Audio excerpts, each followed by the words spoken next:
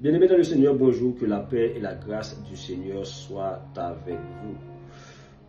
Aujourd'hui, nous allons attirer votre attention sur une vérité fondamentale que nous devons en savoir lorsque nous allons partager la parole de Dieu. Que ce soit dans la prédication, dans l'enseignement ou dans l'évangélisation. Nous devons savoir que notre langage est étrange aux inconvertis. Si notre langage est étrange aux inconvertis, lors de nos prédications, lors de nos enseignements, lors de l'évangélisation, nous devons être dans cette dynamique de poser les questions. Et quand je parle de poser les questions, ce n'est pas de poser les questions de manière naturelle, mais c'est de questionner les âmes. Parce que pour bien diagnostiquer, pour repérer les problèmes, pour connaître les problèmes de quelqu'un, il faut lui poser certaines questions.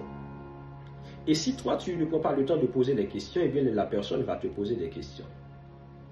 Et si la balle est dans le camp de cette personne et que toi, tu n'arrives pas à répondre à ces questions, tu vas te trouver dans l'embarras. Voilà pourquoi beaucoup de séances d'évangélisation sont tournées en dispute. Beaucoup de discussions sont tournées en dispute. Pourquoi?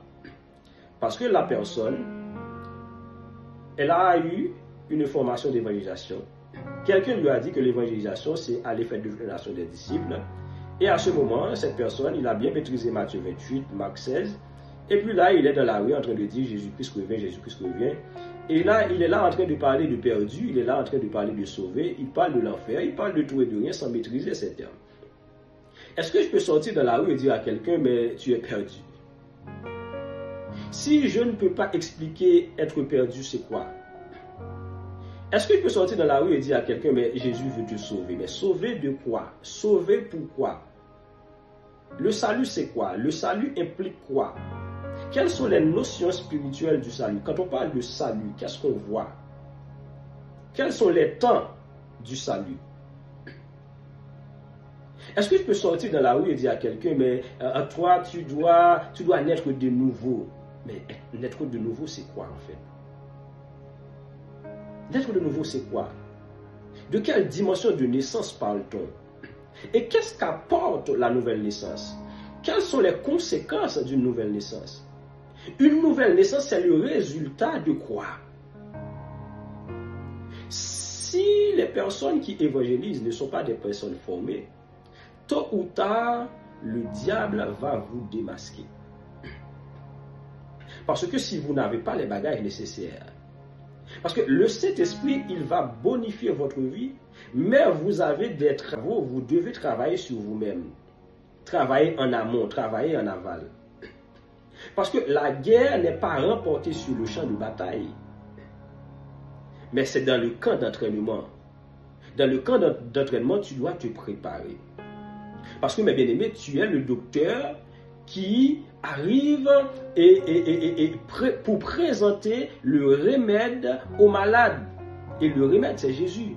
Mais pour présenter un remède, tu dois savoir ce qu'il y a à l'intérieur de cette petite bouteille.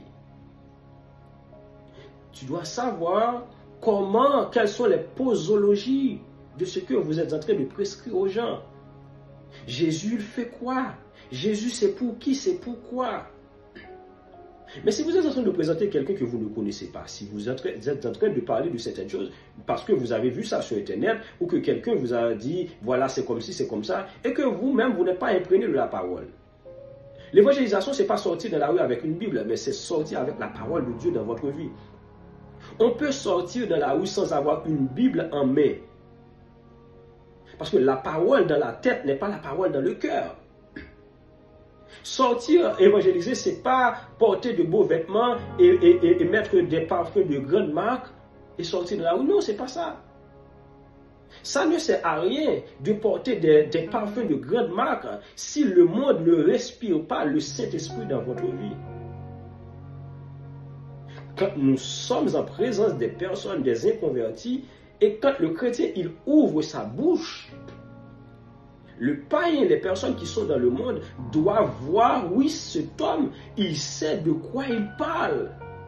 Ce n'est pas quelqu'un qui arrive et qui est en train de réciter des formules, qui est en train de réciter du n'importe quoi. Voilà pourquoi il y a des thèmes qui doivent être bien expliqués. Prenez le temps de maîtriser ces termes, mes bien-aimés. Parce que sinon, vous allez vous trouver dans l'embarras. Et beaucoup de discussions sont devenues des disputes juste parce que la personne, avec toutes les bonnes intentions qu'elle avait pour évangéliser, ne maîtrisait pas certaines choses. Que le Seigneur vous bénisse abondamment.